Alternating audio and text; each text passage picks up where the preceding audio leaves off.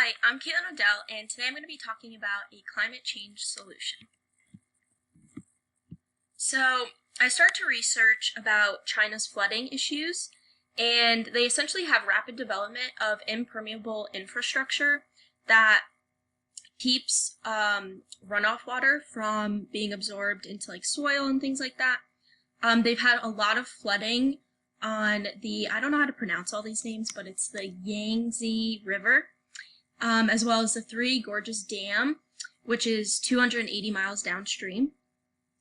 This has been affecting many businesses, homes, and there's actually been 219 people that have been known to die because of these floods. There's also a lot more heavy rain in the south, even though they are known for having rain.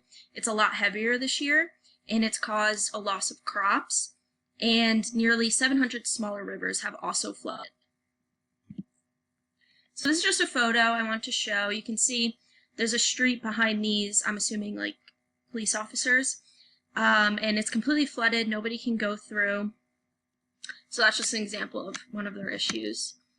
So what China has been doing is they've started a sponge city program, and the biggest one is in the Lingang district in Shanghai, and they essentially focus on green infrastructure. Streets are built with permeable pavements. It's basically like bricks that are able to have water go through.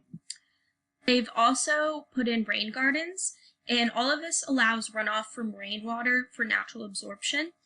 And by 2030, the government wants 80% of runoff to be captured and absorbed by natural greenery in each city.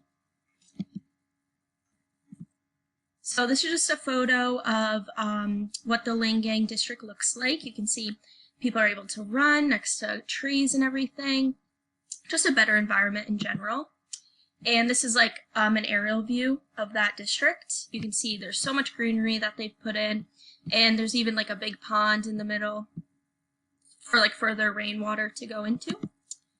So the benefits of these sponge cities is that they increase tourism, a better quality of life, people feel more connected as a community, they have parks to go to.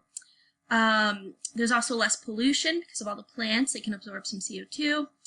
And water is collected from ponds, and that actually can be reused to water plants. Now, there have been some challenges. The central government only provides a fifth of the funding needed. The rest needs to be raised by private investors, which could be hard to come by because it's such like a big project. And planning models do not take into account differences in China's geography. And that's my works cited.